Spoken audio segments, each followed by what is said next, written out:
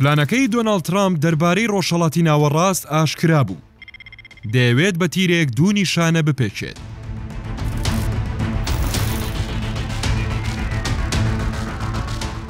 لە ئێستادا مشتومڕێکی زۆر لە تەواوی جیهاندا هەیە سەبارەت بەو قسانەی دوێنەی دۆناڵد ترامپ دەربارەی ڕۆژهەڵاتی ناوەڕاست کردی و پێگە و ڕۆژنامە جیهانیەکانیش باز لە هەندێک زانیاری نوێ دەکەن.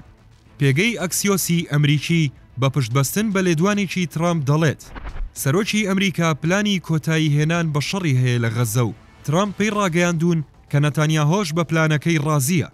لای خۆیەوە دەستەی پەخشی ئیسرائیلی بڵاوی کردوێتەوە کە مەرجی ڕێکەوتنەکان و کۆتایی هاتنی جەنگ دانانی چەکە لەلایەن حەماس و دروست نەکردنی هیچ دەسەڵاتێکی سیاسیە نەبۆ فەڵەستین و نەبۆ ئیسرائیل لە ناوکەرتی غەزەدا.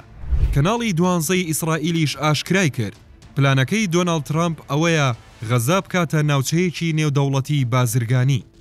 ڕۆژنامەی یەدیعۆت ئەحرانۆتی ئیسرائیلیش باز لەوە دەکات بەهۆی ملنەدان بۆ سیاسەتەکانی ئەمریکا و ئیسرائیل و سەپاندنی سزانوێیەکانی ئەوروپا ئەگەری دووبارە ڕوودانەوەی جەنگی نێوان ئێران و ئیسرائیل هەیە.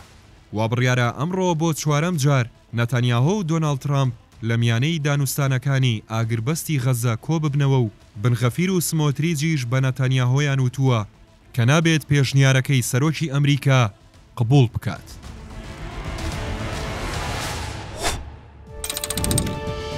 قسەی کۆتایی ڤار دەیکات.